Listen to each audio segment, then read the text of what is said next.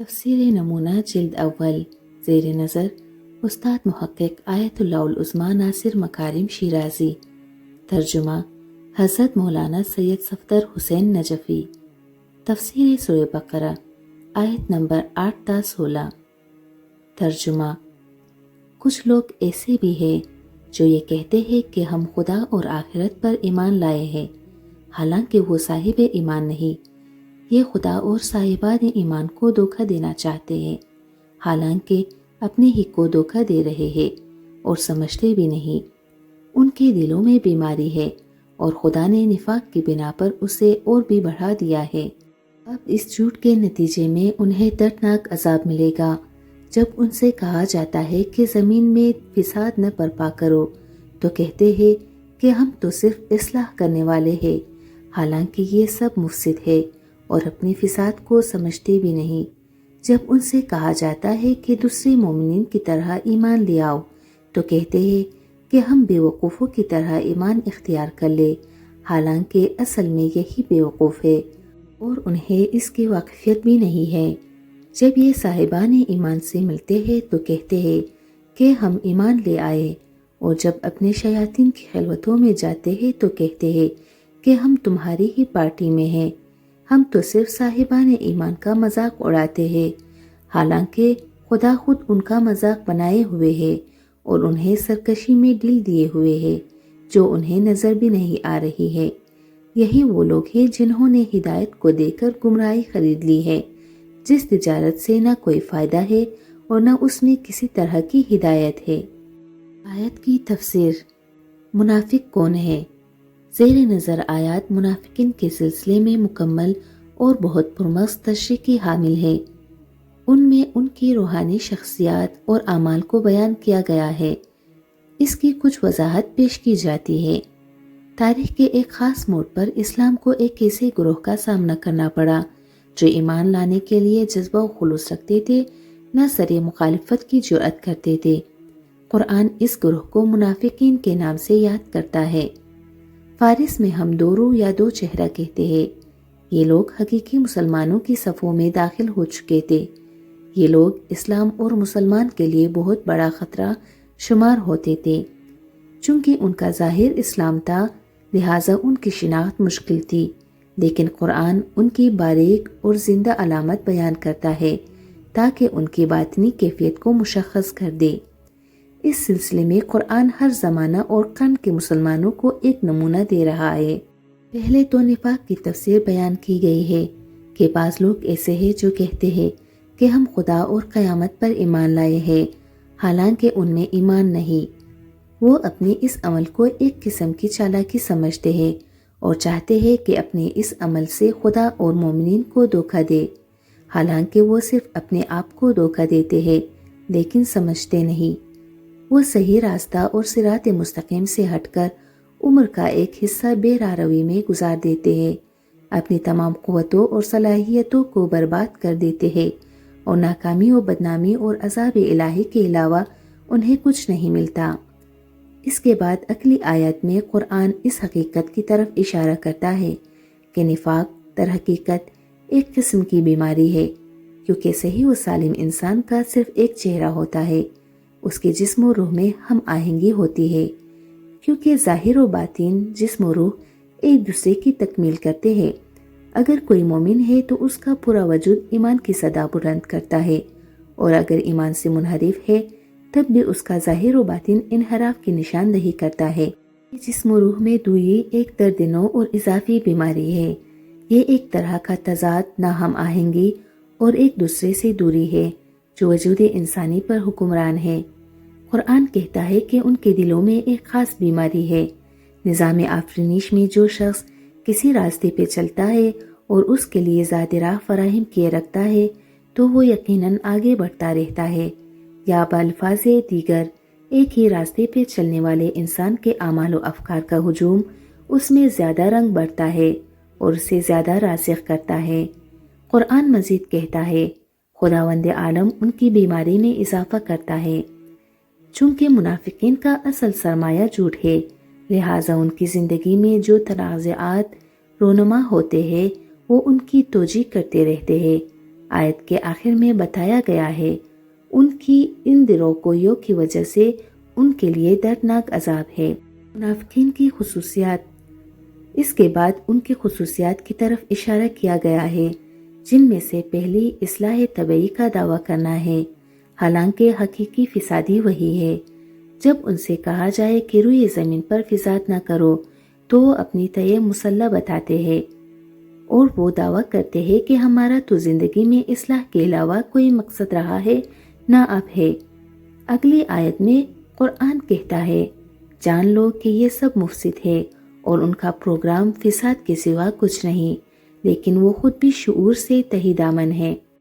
ان کے اصرار نفاق میں پختگی اور اس باعث ننگ و آر کام کی عادت کا نتیجہ ہوا ہے کہ رفتہ رفتہ وہ گمان کرنے لگے ہیں کہ یہی پروگرام تربیت و اصلاح کے لیے مفید ہے۔ جیسے پہلے اشارہ کیا جا چکا ہے کہ اگر گناہ ایک حد سے بڑھ جائے تو پھر انسان سے حس تشخیص چھین لی جاتی ہے، بلکہ اس کی تشخیص برعکس ہو جاتی ہے اور ناپاکی و آلودگی اس کی طبیعت ثانوی بن جاتی ہے۔ ایسے لوگوں کی دوسری نشانی یہ ہے کہ وہ اپنے آپ کو عاقل و ہوشیار اور مومنین کو بے وقوف، سادہ لوح اور جلد دھوکہ کھانے والے سمجھتے ہیں۔ جیسے قرآن کہتا ہے کہ جب ان سے کہا جائے کہ ایمان لے آؤ جس طرح باقی لوگ ایمان لائے ہیں، تو وہ کہتے ہیں کیا ہم ان بے وقوفوں کی طرح ایمان لے آئے؟ اس طرح وہ ان پاک دل، حقیقت طلب اور حقیقت کے متلاشی افراد کو حماقت اور بے وقوفی سے تشبیہ دیتے ہیں، جو دعوت پیغمبر اور ان کی تعلیمات میں آثار حقانیت کا مشاہدہ کر کے سر تسلیم خم کر چکے ہیں۔ اپنی شیطنت، دورخی اور نفاق کو ہوش و عقل اور درایت کو دلیل سمجھتے ہیں، گویا ان کی منطق میں عقل نے بے عقلی کی جگہ لے لی ہے۔ اسی لیے قرآن ان کے جواب میں کہتا ہے، جان لو کہ واقعی بے وقوف یہی لوگ ہیں اور وہ جانتے نہیں۔ کیا یہ بے وقوفی نہیں کہ انسان اپنی زندگی کے مقصد کا تعین نہ کر سکے اور ہر گروہ میں اس گروہ کا رنگ اختیار کر کے داخل ہو اور یکسانیت اور شخصی وحدت کے بجائے دوگانگی یا کئی ایک بہروپ قبول کر کے اپنی استعداد اور قوت کو شیطنت، سازش اور تخریب کاری کی راہ میں صرف کرے اور اس کے باوجود اپنے آپ کو عقل مند سمجھے۔ ان کی تیسری نشانی یہ ہے کہ ہر روز کسی نئے رنگ میں نکلتے ہیں اور ہر گروہ کے ساتھ ہم صدا ہوتے ہیں۔ جس طرح قرآن کہتا ہے، جب وہ اہل ایمان سے ملاقات کرتے ہیں تو کہتے ہیں ہم ایمان قبول کر چکے ہیں اور تمہیں غیر نہیں سمجھتے، لیکن جب اپنے شیطان صفت دوستوں کی خلوت گاہ میں جاتے ہیں تو کہتے ہیں ہم تو آپ کے ساتھ ہیں، اور یہ جو ہم مومنین سے ایمان کا اظہار کرتے ہیں یہ تو تمسخر اور استہزاء ہے۔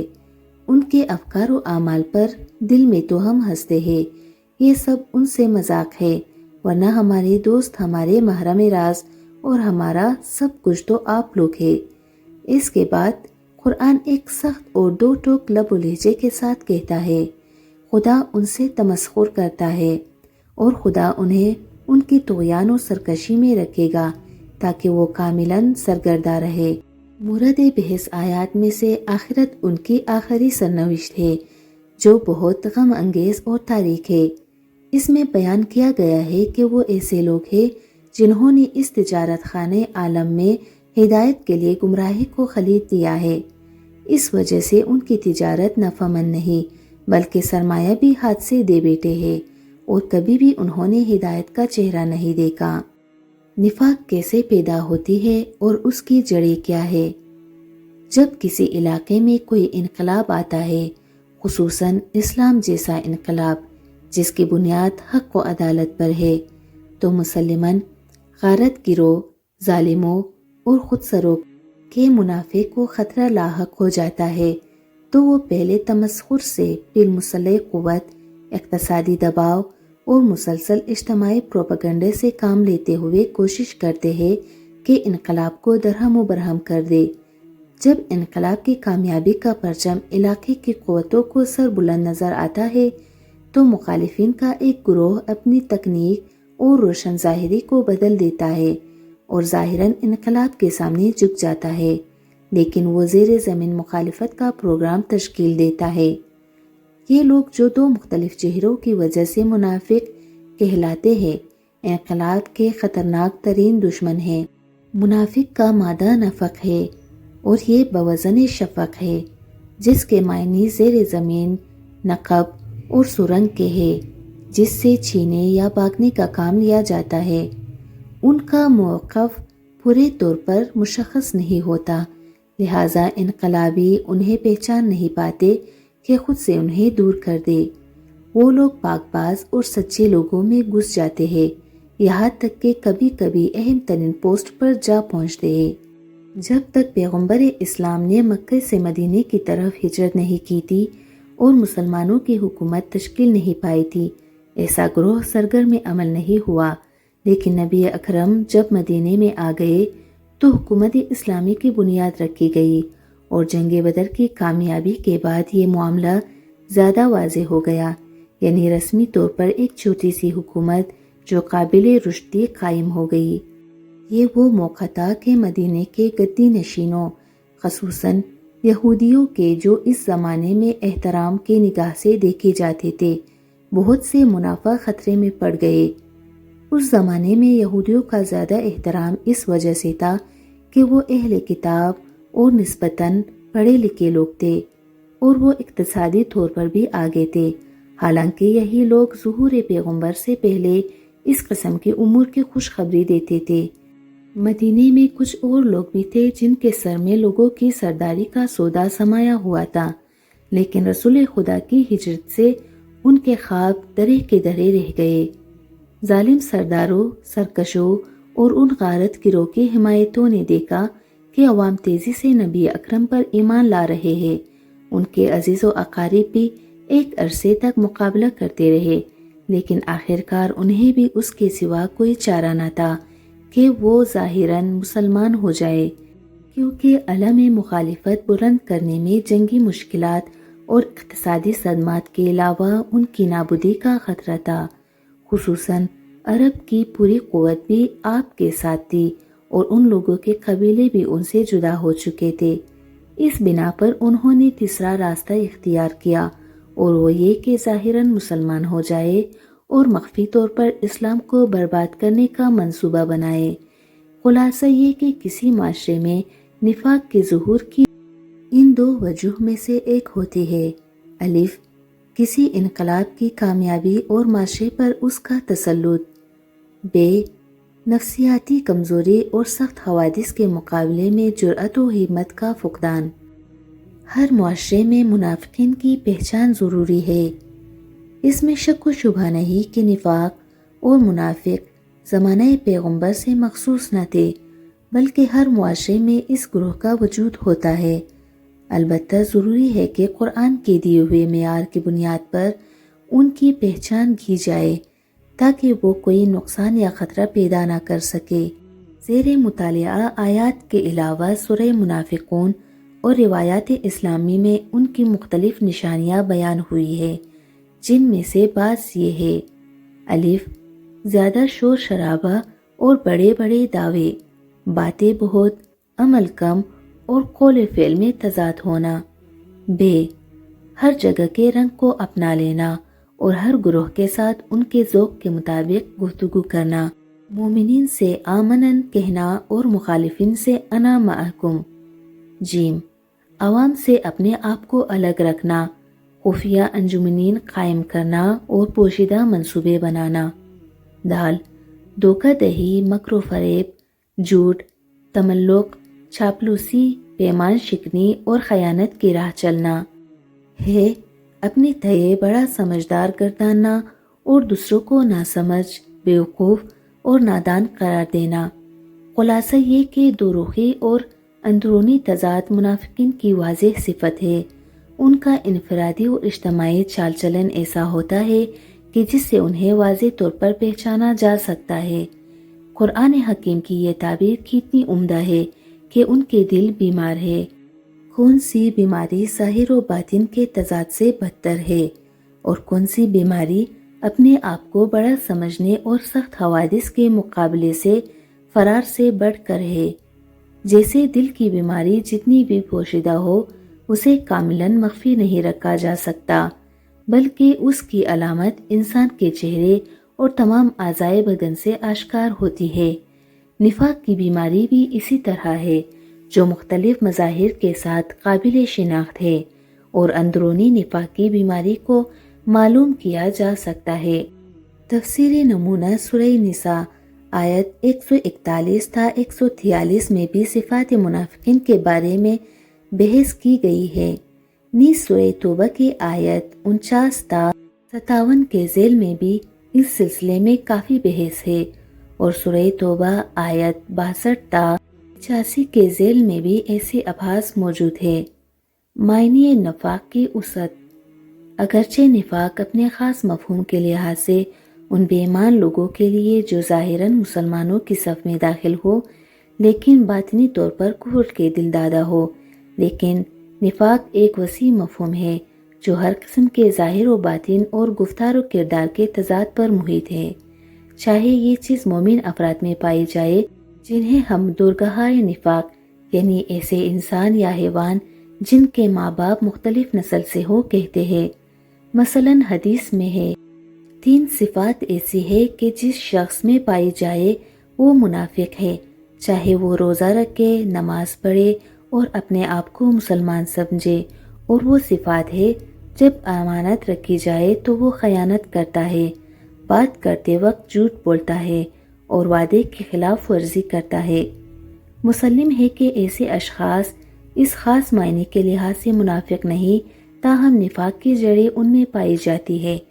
خصوصاً ریاکاروں کے بارے میں امام صادق علیہ السلام کا ارشاد ہے، یعنی ریاکاری اور دکھاوا ایسا تلخ درخت ہے جس کا پھل شرک خفی کے علاوہ کچھ نہیں، اور اس کی اصل اور جڑ نفاق ہے۔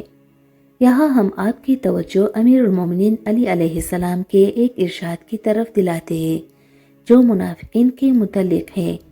آپ علیہ السلام نے فرمایا، اے خدا کے بندو، تمہیں تقوی اور پرہیزگاری کی وصیت کرتا ہوں اور منافقین سے ڈراتا ہوں، کیونکہ وہ خود گمراہ ہے اور دوسروں کو گمراہ کرتے ہیں، خود خطا کار ہے اور دوسروں کو خطاؤں میں ڈالتے ہیں، مختلف رنگ اختیار کرتے ہیں، مختلف چہروں اور زبانوں سے خود نمائی کرتے ہیں، ہر طریقے سے تمہیں پانسنے اور برباد کرنے کی کوشش کرتے ہیں، اور ہر کم سنگاہ میں تمہارے شکار کے لیے بیٹھتے ہیں۔ ان کا ظاہر اچھا اور باطن خراب ہے، لوگوں کو دھوکہ دینے کے لیے خفیہ چال چلتے ہیں۔ ان کی گفتگو ظاہراً تو شفا بخش ہے، لیکن ان کا کردار ایسی بیماری ہے جس کا کوئی علاج نہیں۔ لوگوں کو خوشحالی اور آسائش پر حسد کرتے ہیں، اور اگر کسی پر مصیبت آن پڑے تو خوش ہو جاتے ہیں۔ امید رکھنے والوں کو مایوس کر دیتے ہیں۔ ہر راستے میں ان کا کوئی نہ کوئی مقتول ہے، ہر دل میں ان کی راہ ہے، اور ہر مصیبت پر تسوئے بہاتے ہیں۔ مدح و ثناء ایک دوسرے کو بطور قرض دیتے ہیں اور جزا و عوض کے منتظر رہتے ہیں۔ اگر کوئی چیز لینی ہو تو اصرار کرتے ہیں، اور اگر کسی کو ملامت کرے تو اس کی پردہ دری کرتے ہیں۔ منافقین کی حوصلہ شکنیاں۔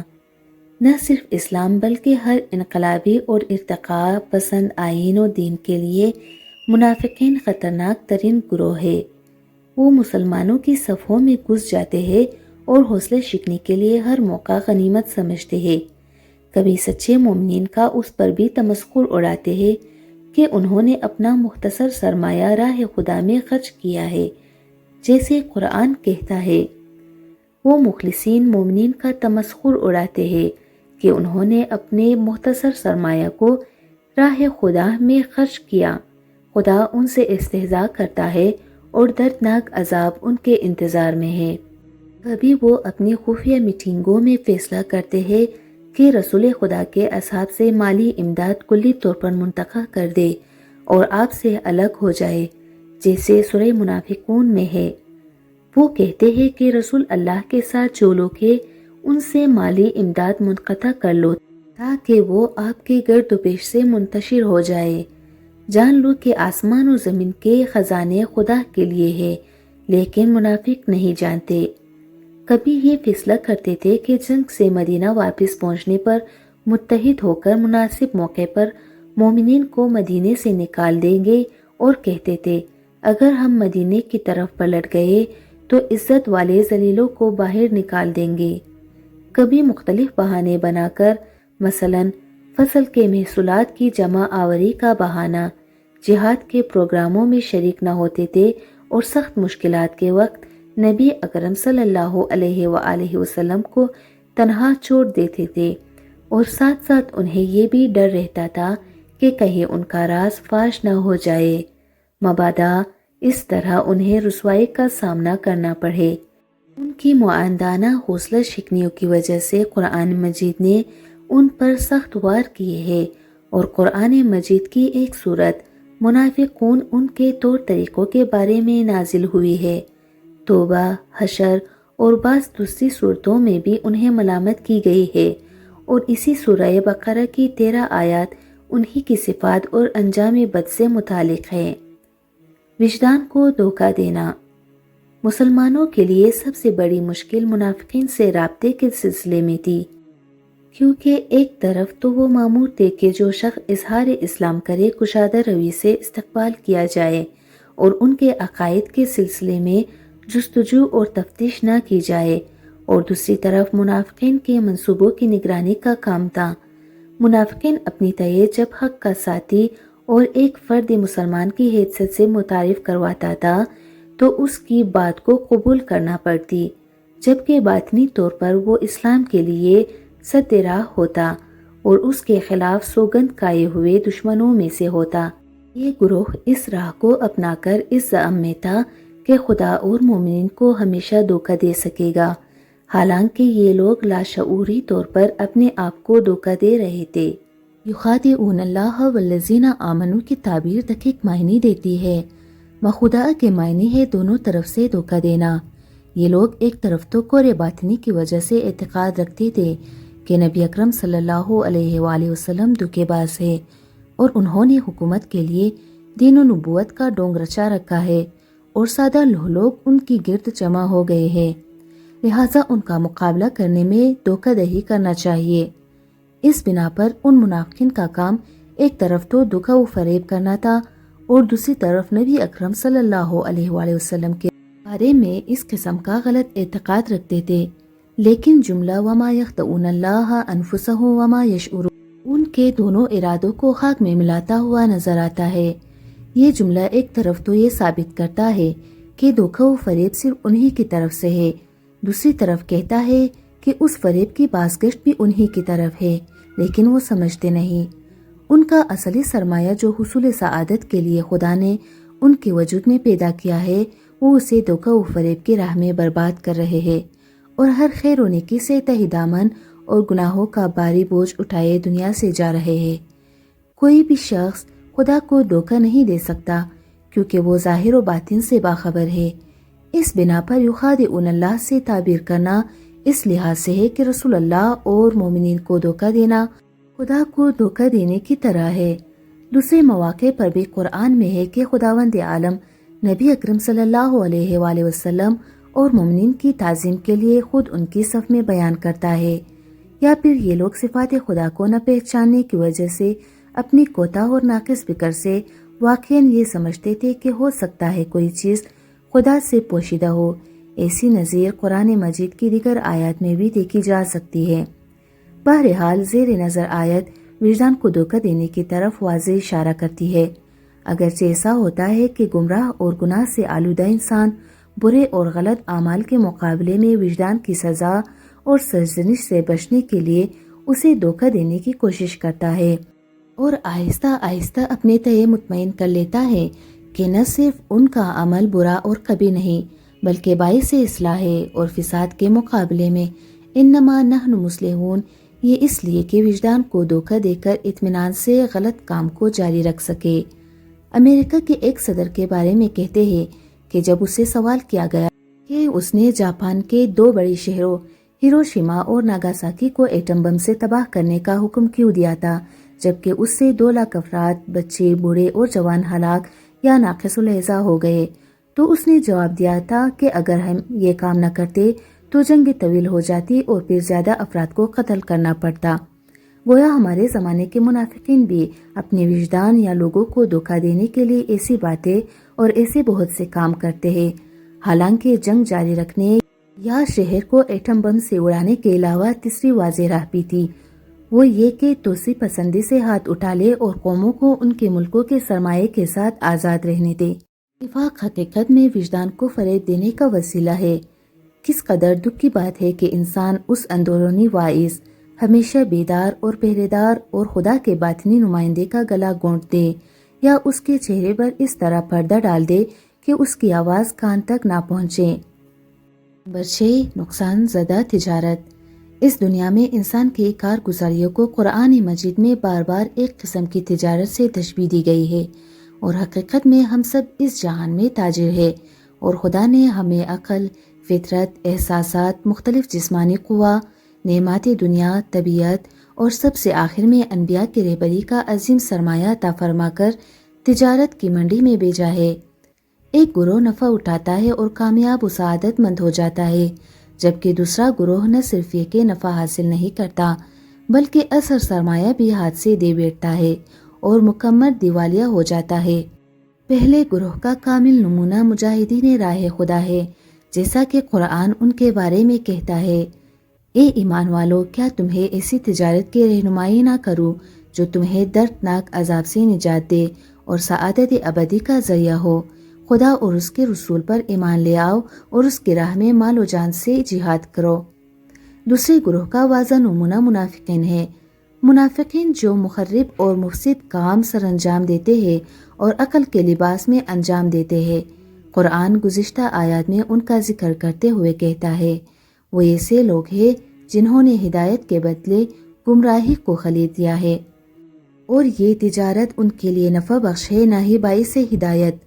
وہ لوگ ایسی پوزیشن میں تھے کہ بہترین راہ انتخاب کر دے، وہ وحی کے خوشگوار اور میٹھے چشمے کے کنارے موجود تھے اور ایسے ماحول میں رہتے تھے جو صدق و صفا اور ایمان سے لبریز تھا، بجائے اس کے کہ وہ اس خاص موقع سے بڑا فائدہ اٹھاتے جو طویل صدیوں میں ایک چھوٹے سے گروہ کو نصیب ہوا۔